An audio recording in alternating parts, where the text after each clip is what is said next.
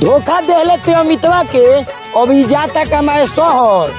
कि अरे धोखा देले ते अमितवा के अब ई जाता कमाए शहर। आ तोहरा सिवा एकरा कुछ निक ना लागेला कि कबो खाली किन के जहर। कबो ना कबो तोके एहसास होई हमार भाई कि आखिर तू खोले का बारो। जेकरा पर तू नाज करत रह उ चल जाई तोहरा के एक दिन भुलाई के। आ भाई हमार 2 दिन के प्यार पर अपन जान देता रहो। भूलई है जन अपना माई के।